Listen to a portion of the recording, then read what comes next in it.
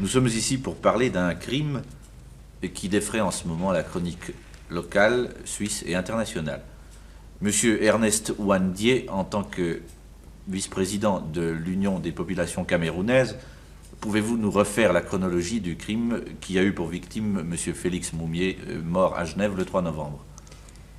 Oui, le 2 octobre 1960 est arrivé à Genève Félix Roland Moumié, président de l'Union des populations du Cameroun, dans le but d'effectuer une mission politique pour notre parti. Mission qu'il avait effectivement effectuée, puisqu'il devait déjà, à partir du 8 octobre, rentrer à Accra s'il avait pu trouver une place dans un avion. Malheureusement, grâce à un malheureux concours de circonstances, il ne lui a pas été possible de trouver cette place. Il a donc dû remettre son voyage à plus tard, c'est-à-dire au 16 octobre.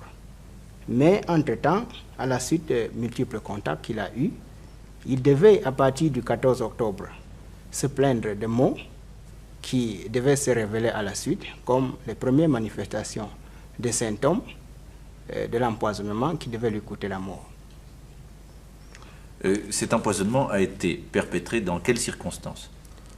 Le savez-vous? Ça, je dois vous avouer que pour le moment, je ne sais dans quelles circonstances il a été empoisonné au thallium, puisque c'est le nom qui a été retenu. Oui. La presse a parlé en particulier d'un repas au cours duquel, après lequel Félix Moumié a commencé à ressentir des douleurs. Pensez-vous que cette version soit exacte? Comme vous, moi j'ai aussi lu dans la presse beaucoup de choses sur ce fameux repas du 13 octobre. Mais vous n'en savez pas davantage? Mais je ne suis pas plus avancé que vous. C'est cela. Bon, je crois qu'il importerait de situer pour nos téléspectateurs le rôle de l'UPC, c'est-à-dire l'Union des populations camerounaises. Voulez-vous le faire, s'il vous plaît? Voyez-vous, les réformes d'après la Deuxième Guerre mondiale ont permis au peuple camerounais, comme à tous les peuples opprimés d'Afrique et d'Asie, de se donner un parti politique. Et ce parti au Cameroun s'appelait l'Union des populations du Cameroun, par abréviation UPC.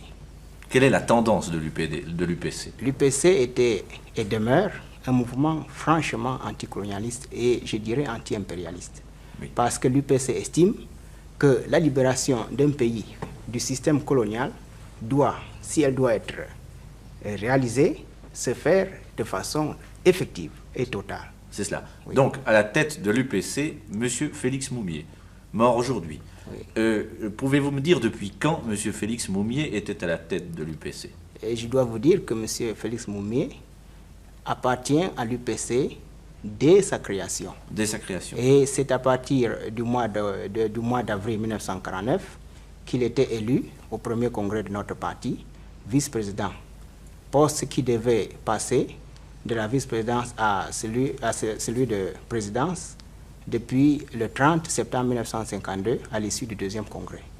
Et il meurt après s'être acquitté honorablement de ses responsabilités en tant que président de notre parti. Je vous remercie. Si vous permettez, je vais passer à Mme Moumié, qui est devant nous maintenant, et lui demander si elle était au courant de toutes les activités politiques de son mari. Évidemment, non seulement que M. Moumié était mon mari, mais aussi il était mon compagnon de lutte, parce que moi-même je suis militante de ce parti. Où était votre domicile en ce moment, Mme Moumié? À Conakry. C'est-à-dire en Guinée? En Guinée. Pour quelles raisons habitiez-vous la Guinée et non pas le Cameroun? Pour des raisons qui touchent à un exil politique, peut-être? En 1957, nous avons été exilés par le gouvernement britannique, après la dissolution de notre parti. Ici, on a commencé à vivre en Égypte, on a demandé l'asile politique. Et quand la Guinée a eu son indépendance, il nous a accordé aussi le droit d'asile. Il s'agit donc de la Guinée de M. Sékou Touré, c'est bien cela? Oui. Avez-vous de la famille, Mme Moumié? J'ai une fille de 10 ans. Et vous avez appris la mort de votre mari dans quelles circonstances? Le 1er novembre, c'est d'abord la radio Brazzaville qui a annoncé que mon mari était gravement malade, hospitalisé dans un hôpital cantonal à Genève par suite d'un empoisonnement. Est-ce que vous en avez été étonné vous-même? Aviez-vous le sentiment qu'une menace pesait sur lui? Enfin, j'étais étonnée du fait qu'il y a eu un grand silence. Je n'étais pas avertie comme quoi mon mari était malade. parce que avant que la radio en parle, il avait déjà fait quelques jours à l'hôpital. C'est cela, oui. Et maintenant, vous avez appris sa mort, ou du moins, vous avez appris qu'il était dans le coma, je pense, quelques heures avant de mourir, sauf erreur. Justement, la radio de Brazzaville a donné 2 émissions. Premièrement, elle a annoncé que mon mari était assez gravement malade. Deuxièmement, la radio a annoncé qu'il était en coma. Quand j'ai appris la nouvelle, le lendemain, j'ai pris l'avion. J'ai fait 2 jours en route, passant par Accra. Je suis arrivée ici mercredi, vers 1h30. Je suis allée à l'hôpital. Évidemment, je l'ai trouvé en agonie. C'était dans la même soirée qu'il est mort. Est-ce qu'il vous a reconnu encore? Il ne pouvait pas parler, il était en agonie. Oui, oui. Mais est-ce qu'il avait gardé sa lucidité? Non, il ne vous a pas reconnu, pas du tout. Il était en agonie, les yeux fermés, la bouche fermée. Il ne bougeait pas. Il était paralysé. toujours dans ce poumon d'acier. Comment, oui. Oui, où il avait passé plusieurs jours, sauf erreur, c'est cela. Bon, je voulais vous demander, madame, vous m'excuserez de prolonger, mais cette affaire est d'une telle importance que nous devons franchir certaines limites tout de même. On pense généralement, depuis que votre mari est mort, que lui seul n'était pas visé et que d'autres personnes le sont probablement aussi.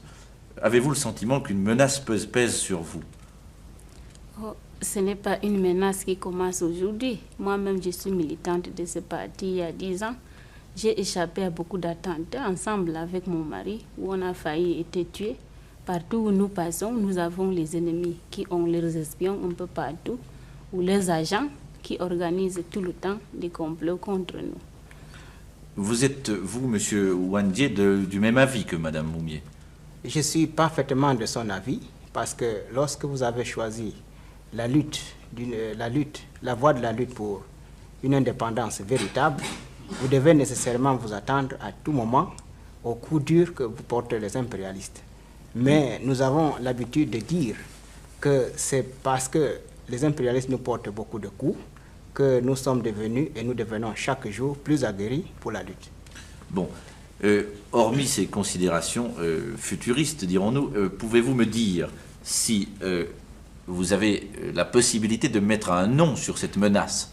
Vous parlez d'impérialiste, mais pouvez-vous préciser les choses? Oui, et moi je dois vous dire... Excusez-moi, si nous pouvons aller plus directement encore, pouvez-vous mettre un nom sur l'auteur du crime qui a provoqué la mort de M. Moumié? Oui, dans ce crime précis, le gouvernement français porte une lourde responsabilité et c'est de ce côté-là qu'il faut chercher les responsables.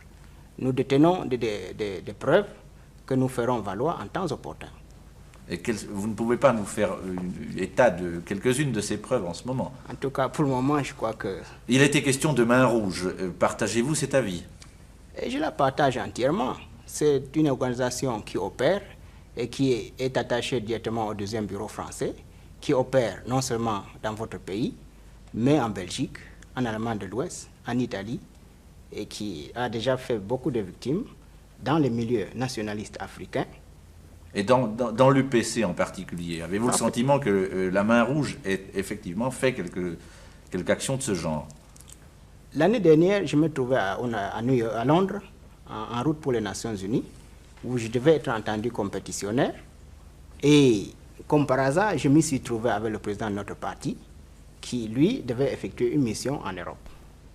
Et précisément, il a été menacé par un agent qui avait dit clairement qu'il était de la Main Rouge. Bien.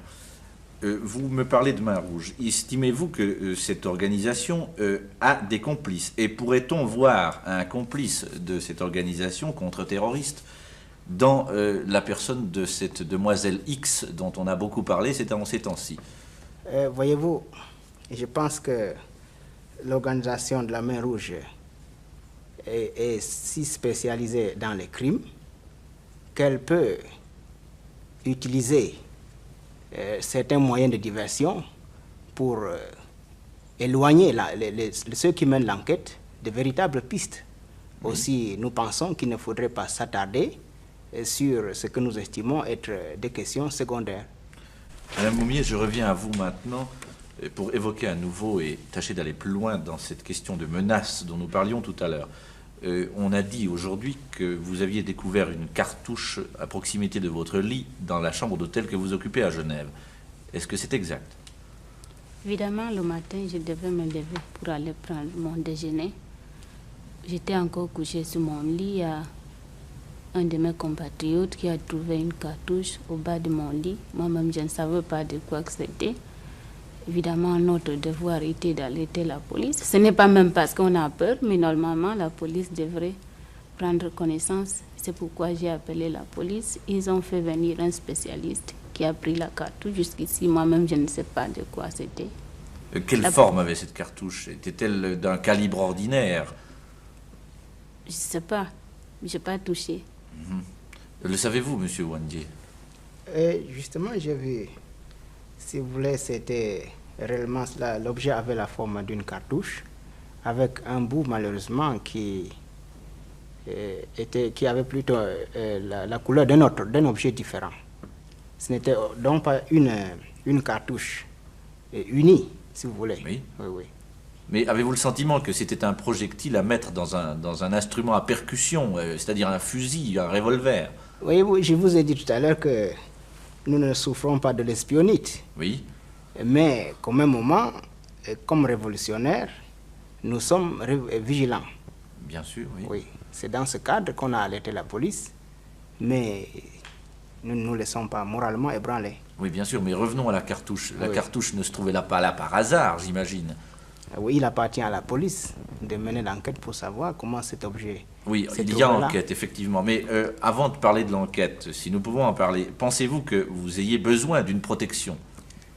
Nous n'avons pas besoin d'une protection spéciale. Qu'entendez-vous par protection spéciale? Parce que il nous a été proposé hier une protection spéciale. Il nous a été proposé une protection spéciale. C'est-à-dire par agent civil? Oui, oui, agent civil qui devrait venir et rester devant notre chambre jour et nuit. On vous l'a offert? Oui, oui, on nous l'a offert hier, nous l'avons décliné parce que nous estimons que notre passage en Suisse ne doit pas imposer des heures supplémentaires aux agents de la police, dès Oui, lors enfin, que, comme tous les autres citoyens, nous bénéficions déjà de la protection générale. Mais je veux bien, mais ce qui vient de se passer avec votre président, M. Félix Moumié, pourrait vous arriver aussi. Ne parlons pas de malheur, mais j'imagine que vous n'êtes tout de même pas des citoyens ordinaires. Et Oui. à ce titre-là, on peut un peu s'étonner que vous décliniez la protection de la police quand elle vous est offerte. En tout cas, nous préférons que la police nous protège à distance. C'est cela, avec un peu de discrétion. Oh, c'est ça. Maintenant, estimez-vous qu'il soit possible que l'enquête fasse la preuve exacte des responsabilités dans le crime dont nous avons parlé? Tout dépend de la manière dont cette enquête sera conduite. Vous voulez dire par là qu'il pourrait y avoir certaines interférences d'ordre politique, j'imagine? Ce sont là nos craintes. Ce sont vos craintes. Oui. Et encore une fois, pouvez-vous désigner la nature de ces craintes et ce qui vous les inspire un peu? Ah, vous savez, ce n'est pas le premier crime de ce genre qui a été commis. Mais enfin, Je ne qui dis pas pensez-vous qu'intéresse la conduite de cette enquête dans l'impasse? Bon, le gouvernement français a intérêt à ce que le silence le plus complet soit fait autour de cette affaire. Oui, mais enfin, crime il y a. Il me semble qu'on doit quand même établir des responsabilités. Parfaitement. Et c'est pourquoi nous disons que ceux qui sont chargés de l'enquête devraient se placer au-dessus des considérations politiques et partisanes. Mais justement, vous parlez du gouvernement français comme s'il était à Genève, le gouvernement français. Vous êtes en Suisse, monsieur Wandié. Oui, je comprends parfaitement, mais vous n'oubliez pas qu'il y a les relations d'État à État. Ah bon? Oui, oui. Bon, ceci est un terrain assez particulier sur lequel nous n'avons pas à nous aventurer. C'est ça. Je crois qu'il serait peut-être utile maintenant de vous poser la question suivante. Pouvez-vous nous préciser le sens de la mission que M. Félix Moumié venait effectuer en Suisse? Monsieur Moumié Félix venait effectuer en Suisse une mission politique. De quelle nature? Eh bien, mission politique de propagande, d'information auprès de l'opinion publique de Suisse, parce qu'à un moment donné, nous avons cru qu'on pouvait donner un certain contenu à la neutralité dont se réclamaient les autorités helvétiques. Et vous dites bien que vous y aviez cru, et aujourd'hui? Ah, je ne dis pas que... En tout cas, nous y avions cru. Je préfère m'en tenir là. Bien. Que va devenir maintenant l'UPC, maintenant qu'elle est décapitée, que son chef a disparu? Vous savez, l'assassinat d'un chef politique n'a jamais résolu une crise politique. C'est certain. Bon, c'est un fait que le peuple camerounais ressent douloureusement la perte d'un de ses guides, mais à la longue, le peuple camerounais se dit qu'il a perdu un chef, mais que la lutte continue. C'est-à-dire que la relève est là et que vous êtes un élément de cette relève vous-même. Oh oui, nous avons des cadres qui sont sur place. Et d'ailleurs, laissez-moi vous dire que le président de l'UPC est mort le 3 novembre et Le Monde signale dans son numéro de 8 novembre que le 5 novembre, précisément dans la région de Mongo, l'armée de libération nationale camerounaise a procédé à des attaques qui ont coûté la mort à 5 personnes, n'est-ce pas? À des blancs? Blancs ou noirs. Oui, en guise de représailles. Tous ceux, pas en signe de représailles, dans le cadre de la poursuite du combat. C'est cela. Oui. Nous n'avons pas parlé d'un aspect très particulier de cette affaire, qui est devenu le corps de Félix Moumié. Est-ce qu'il il est retourné au Cameroun, à Conakry, ou bien Félix Moumié est-il enterré à Genève? Nous nous occupons en ce moment de toutes les opérations qui doivent aboutir au transfert de ce corps en Afrique. Madame Moumié, je voudrais vous poser une question au sujet de la plainte que vous avez déposée. De quand date cette plainte? Depuis 2 jours. 2 jours. Et est-ce que c'est cette plainte qui a motivé l'enquête dont nous avons parlé? Ou l'enquête était-elle en cours auparavant déjà? Il paraît qu'avant notre arrivée, la police avait déjà ouvert l'enquête. C'est cela. En somme, maintenant, vous vous êtes constitué partie civile. Et votre avocat est, sauf erreur, Maître Vergès. Est-ce que la présence de Maître Vergès, l'arrivée de Maître Vergès dans cette affaire correspond à des relations politiques directes entre l'UPC et Maître Vergès, ou du moins à des affinités politiques? Monsieur Ouandié. Nous n'avons pas attendu l'arrivée de Maître Vergès pour déposer la plainte. Mais nous avons cité Maître Vergès pour la bonne raison qu'il s'agit d'un avocat qui s'est acquis la sympathie de tous les peuples opprimés d'Afrique parce qu'il a toujours accepté de se porter au secours de ses patriotes en prison en Algérie, au Cameroun ou ailleurs. Nous avons donc estimé que dans une affaire d'une grande importance comme celle-ci, la place de Maître Vergès était tout indiquée. Ce qui fait que la suite judiciaire de l'affaire, la suite pénale de l'affaire, entraînerait un procès normalement. Où pensez-vous que ce procès ait lieu? C'est-à-dire au lieu du crime?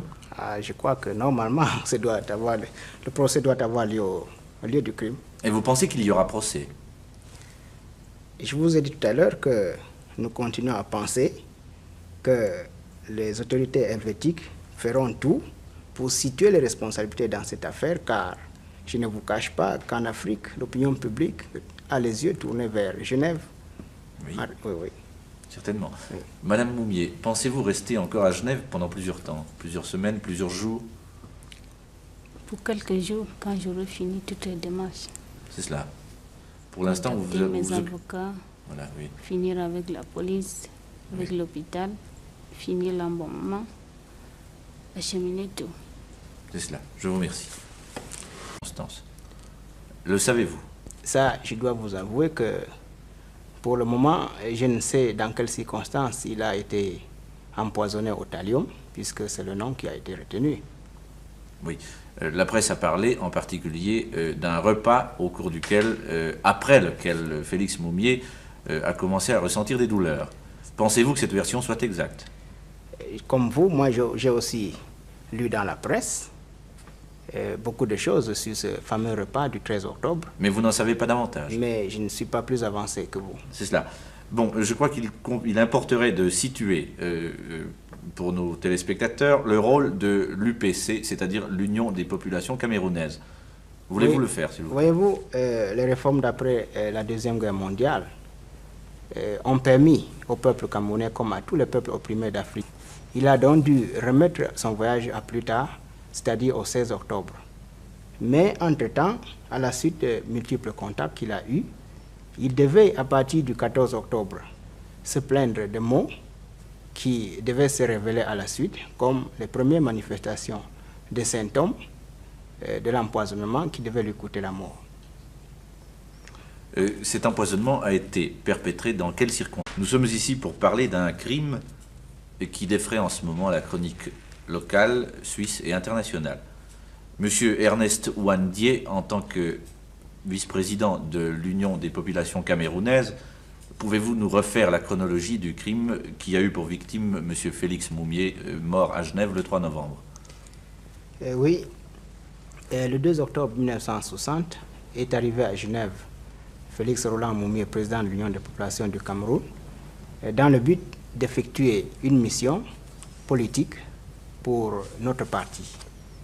Mission qu'il avait effectivement effectuée, puisqu'il devait déjà, à partir du 8 octobre, rentrer à Accra s'il avait pu trouver une place dans un avion. Malheureusement, grâce à un malheureux concours de circonstances, il ne lui a pas été possible de trouver cette place